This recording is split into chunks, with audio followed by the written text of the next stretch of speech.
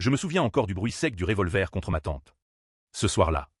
Dans la cave humide de la maison familiale à Saint-Germain-en-Laye. Le métal froid. La respiration haletante de mon père. Et sa voix tremblante qui murmurait « Si tu parles, je te tue ». Ce n'était pas une menace en l'air. Il en était capable. Il l'avait déjà prouvé. Mon nom est Camille Valois. J'ai 26 ans aujourd'hui. Mais tout a commencé quand j'en avais 17. Ma mère venait de mourir d'un cancer fulgurant. Mon père, Philippe Valois, avocat réputé, s'était remarié 6 mois plus tard avec Sophie. Une femme plus jeune, ambitieuse, qui traînait derrière elle un fils. Antoine. De 2 ans mon aîné. Antoine. Ce garçon aux yeux clairs et au sourire facile. Que tout le monde adorait. Moi. On m'oubliait déjà. Le jour où j'ai découvert que mon fonds d'études, cet argent que ma mère avait mis de côté pendant 15 ans pour que je puisse entrer à Sciences Po, avait été intégralement dépensé pour financer le gap year d'Antoine autour du monde. J'ai cru que le sol s'ouvrait sous mes pieds. 18 mois en Asie. En Amérique du Sud. En Australie. Hôtel de luxe. Cours de surf. Stage bidon dans des ENG. Tout ça sur mon avenir. Mon père m'a regardé droit dans les yeux et m'a dit « Camille, sois raisonnable. Antoine a besoin de se trouver. Toi, tu es forte. Tu travailleras. » Sophie a ajouté, avec son sourire glacé, « Et puis, une fille n'a pas besoin d'autant d'études. » J'ai pleuré cette nuit-là jusqu'à l'épuisement. Mais le lendemain, j'ai souri. J'ai décidé que je survivrais. Et que je me vengerais. Les années suivantes ont été un lent poison. J'ai travaillé comme serveuse, femme de ménage, téléconseillère. J'ai économisé chaque centime. J'ai obtenu une bourse partielle pour une fac moins prestigieuse. J'ai vécu dans un studio minuscule à Belleville pendant que Antoine postait des photos paradisiaques sur Instagram. Taguant mon père fier, « Merci papa pour ce rêve. » Mon père, lui, prospérait. Nommé associé senior dans son cabinet. Il paradait dans les dîners mondains avec Sophie au bras et Antoine comme trophée. Moi, j'étais la fille indépendante. Celle qu'on invitait par politesse au Noël. Mais qu'on oubliait vite. Un jour, en rangeant le grenier, j'ai trouvé une boîte. Dedans, des lettres. Des lettres de ma mère à un homme que je ne connaissais pas. Un certain Julien Delacroix. Les dates. Les mots d'amour. Les allusions à une grossesse. Ma grossesse. J'ai compris en quelques lignes, Philippe Valois n'était pas mon père biologique. Ma mère avait une liaison passionnée avec cet homme. Un journaliste connu. Avant de revenir vers Philippe par peur du scandale. J'ai gardé le secret. Pour l'instant. Antoine, de son côté, rentrait de son voyage auréolé de gloire.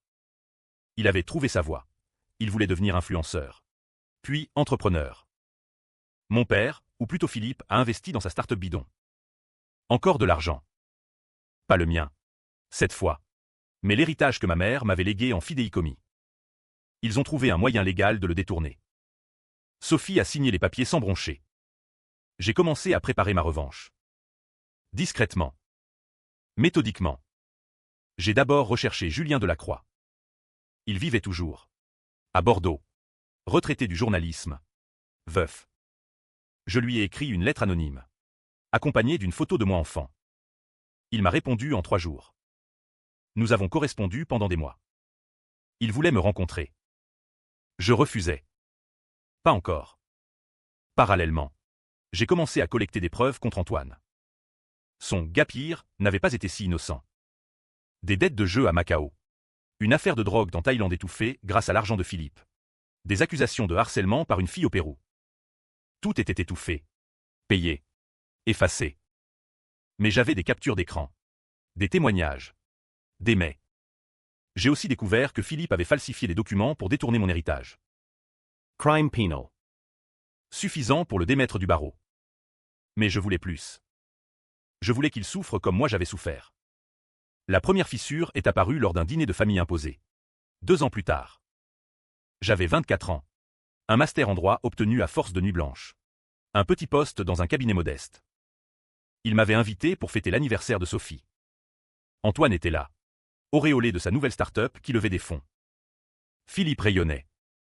Sophie me regardait avec cette pitié condescendante qu'elle maîtrisait si bien. À table. Antoine a lancé. En riant, « Camille, tu devrais postuler chez nous. On embauche des stagiaires. » Tu pourrais enfin sortir de ton trou à rats. J'ai souri. Merci. Mais je préfère rester indépendante. Comme papa me l'a appris. Philippe a toussé dans son vin. Sophie a changé de sujet. Cette nuit-là, je suis rentré chez moi et j'ai envoyé le premier mail anonyme. À un journaliste d'investigation que je connaissais via Julien Delacroix. Des documents sur les dettes d'Antoine à Macao. Rien de trop grave. Juste de quoi semer le doute chez les investisseurs. 3 jours plus tard. Un article dans Les Échos, la start-up d'Antoine Valois sous le feu des questions après des révélations sur son passé financier. Antoine a paniqué. Il a accusé un concurrent. Philippe a engagé un cabinet de crise. Sophie a pleuré. Moi, je regardais de loin. Julien Delacroix m'a appelé pour la première fois. Sa voix était chaude, tremblante. Camille, je veux te voir. S'il te plaît. Je lui ai donné rendez-vous dans un café à Bordeaux. Quand il m'a vu, il a pleuré. Il m'a prise dans ses bras comme si j'étais un miracle. Il m'a raconté tout, l'amour fou avec ma mère. La rupture forcée par Philippe qui avait menacé de ruiner sa carrière. Le chagrin de ne pas avoir su pour moi. Il voulait tout réparer. Il avait de l'argent. Beaucoup. Il voulait me léguer tout. J'ai refusé. Pas encore. J'ai besoin de temps. Mais je lui ai demandé un service. Un gros service. Pendant ce temps, la start-up d'Antoine vacillait. Les investisseurs se retiraient. Philippe injectait de l'argent personnel. Sophie vendait des bijoux. J'ai envoyé le deuxième paquet. Cette fois, à la police. Les preuves de l'affaire de drogue en Thaïlande. Une plainte anonyme bien étayée. Antoine a été convoqué. Il a nié. Mais la presse s'est emparée de l'affaire. Le fils de l'avocat Philippe Valois, impliqué dans un trafic international. Philippe a engagé les meilleurs avocats. Mais la tâche restait. Un soir, il m'a appelé. C'était la première fois en 6 mois. Camille, tu sais quelque chose sur tout ça? J'ai ri doucement. Pourquoi je saurais quelque chose? Papa? Il a raccroché. Furieux. J'ai commencé la phase suivante. J'ai rencontré Antoine dans un bar. Je lui ai proposé de l'aide. Je connais des gens qui peuvent nettoyer ton image. Il était désespéré. Il a accepté. Je l'ai présenté à un consultant en communication de crise. En réalité, un ancien policier corrompu que Julien m'avait recommandé. Contre une grosse somme. Il a fabriqué de nouvelles preuves. Plus grave. Cette fois, impliquant directement Philippe dans le blanchiment. Les preuves étaient fausses. Mais crédibles. Je les ai envoyées au parquet national financier. L'arrestation de Philippe a eu lieu un matin de printemps. Devant le palais de justice de Paris. Les caméras étaient là. Il sortait d'une audience quand les policiers l'ont menotté. Sophie a hurlé. Antoine Blemi. Moi, j'étais au café d'en face. Un cappuccino à la main. Regardant la scène à travers la vitre. Le soir même, Sophie m'a appelé en pleurant. Camille, viens à la maison. On a besoin de toi. J'y suis allé. La maison était sens dessus dessous. Sophie errait en robe de chambre. Les yeux rougis. Antoine buvait du whisky directement à la bouteille. C'est un complot. Camille. Ton père est innocent. J'ai hoché la tête. Bien sûr. Philippe a été placé en détention provisoire. L'accusation, blanchiment d'argent sale provenant du trafic de son fils. Antoine a commencé à craquer. Il m'a pris à part. Camille, je crois que quelqu'un nous veut du mal. Quelqu'un qui sait tout. J'ai faim la surprise. Qui pourrait nous en vouloir à ce point? Il m'a regardé longuement. Toi. Peut-être. J'ai ri. Moi? Pour quelle raison? Il n'a rien dit. Mais j'ai vu la graine du doute germer. Julien Delacroix m'a proposé de venir vivre chez lui. Il voulait me reconnaître officiellement. Me donner son nom. Son héritage. J'ai accepté de le voir plus souvent. Il était doux. Attentionné. Tout ce que Philippe n'avait jamais été. Un jour, il m'a dit, ta mère m'a écrit une dernière lettre avant de mourir. Elle voulait que je te protège si un jour Philippe. Il n'a pas fini sa phrase. J'ai lu la lettre. Ma mère y avouait tout. Elle suppliait Julien de veiller sur moi si Philippe me faisait du mal. J'ai pleuré pour la première fois depuis des années. La presse ne lâchait pas l'affaire. L'avocat star déchu pour avoir protégé son fils délinquant. Sophie a commencé à boire. Antoine à prendre des calmants. J'ai envoyé le dernier paquet. Cette fois. À Antoine directement. Des photos. De lui avec des prostituées mineures en Thaïlande. Des vraies photos. Que j'avais récupérées auprès d'un contact. Avec un message, si tu ne confesses pas tout, elles seront envoyées à la police. Et à ta mère. Il a craqué. Il est venu me voir à mon appartement. Il tremblait. Camille, c'est toi. N'est-ce pas, tout ça? J'ai souri. Prouve-le. Il s'est effondré. Je t'en supplie. Arrête. Je ferai tout ce que tu veux. Je lui ai tendu un papier. Une confession complète. Signé. Il a signé. La confession d'Antoine a tout fait basculer. Il a avoué la drogue. Les dettes. Les filles. Il a dit que Philippe n'était au courant de rien. Que tout l'argent détourné provenait de ses propres magouilles. Philippe a été libéré sous caution. Mais sa réputation était détruite. Le barreau l'a radié. Sophie a demandé le divorce. Antoine a été condamné à 3 ans avec sursis et une amende colossale. Moi, j'étais toujours là. La fille sage. Celle qui apportait des plats chez eux. Qui écoutait leurs plaintes. Philippe m'a regardé un jour avec haine. Tu jubiles. Hein? J'ai répondu calmement, pourquoi je jubilerais? Vous êtes ma famille. Il a ri amerement. Ta famille.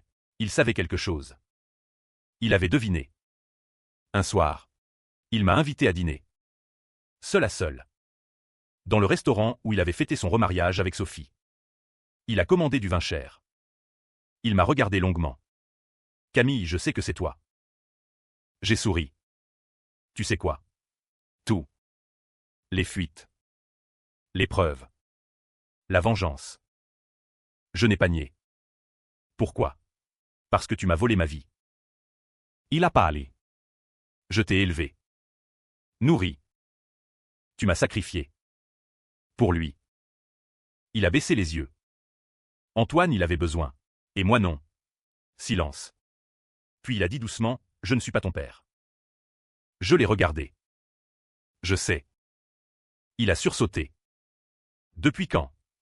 Longtemps. Il a vieilli de 10 ans en une seconde. Julien Delacroix. Oui. Il a ri. Un rire brisé. Alors tout ça pour un père que tu n'as jamais connu. Non. Pour une mère que tu as forcée à vivre dans le mensonge. Et pour une fille que tu as jetée. Il a pleuré. Pour la première fois. Je n'ai pas eu pitié. Julien Delacroix m'a reconnu officiellement. J'ai pris son nom. Camille Delacroix. L'héritage était considérable. Assez pour que je rachète la maison familiale de Saint-Germain-en-Laye. Celle où j'avais grandi. Celle où Philippe m'avait menacé avec un revolver. Je l'ai invité à venir la voir. Une dernière fois. Il est venu. Seul. Amaigri. Vieux. Je lui ai fait visiter. Chambre par chambre. Dans la cave. Je lui ai montré l'endroit exact où il avait posé le revolver sur ma tempe. Il a blêmi. Tu te souviens? Il a hoché la tête. Tu m'as dit que si je parlais de l'argent détourné, tu me tuerais. Il a murmuré, j'étais désespéré. Moi aussi. Je lui ai tendu une enveloppe. Dedans, la lettre de ma mère. Et un test ADN prouvant que Julien était mon père. Il a lu. Il a pleuré. Puis j'ai ouvert une porte. Julien était là. Dans le salon. Les 2 hommes se sont regardés. Philippe a compris. Tu vas me tuer? A-t-il demandé d'une voix blanche. Jay a ri. Non. Je vais te laisser vivre. Avec tout ça. Julien s'est avancé. Tu as volé 19 ans de ma fille. Tu as volé son avenir. Tu as menacé de la tuer. Philippe s'est effondré par terre. Je me suis accroupi près de lui. Tu vas vivre. Tu vas voir Antoine pourrir dans ses regrets. Tu vas voir Sophie avec un autre. Et tu vas savoir que je suis heureuse. Avec mon vrai père. Avec mon vrai nom. Il a sangloté. Je me suis relevé. Au revoir. Philippe. Nous sommes partis. 1 an plus tard. Je vis à Bordeaux avec Julien. Nous voyageons. Nous parlons de ma mère pendant des heures. Ils me racontent leurs amours. Leurs disputes. Leur rêve. Antoine a fait une dépression. Il vit chez Sophie qui l'insulte quotidiennement. Philippe a tenté de se suicider. Il a raté. Il vit dans un petit appartement à Créteil. Seul. Parfois, il m'écrit des lettres. Des excuses. Des supplications. Je ne réponds pas. Un jour, Julien m'a demandé « Tu regrettes ?» J'ai réfléchi longtemps. Non. Ils m'ont détruite d'abord. Je n'ai fait que rendre l'appareil. Il a hoché la tête. Il comprenait. Mais parfois, la nuit, je rêve du revolver contre ma tante. Je rêve du regard de Philippe quand il a compris qu'il avait tout perdu. Je me réveille en sueur. Était-ce justice ou vengeance pure? Je ne sais pas. Je sais seulement que je ne suis plus Camille Valois. La fille sacrifiée. Je suis Camille Delacroix. Et je vis. Enfin.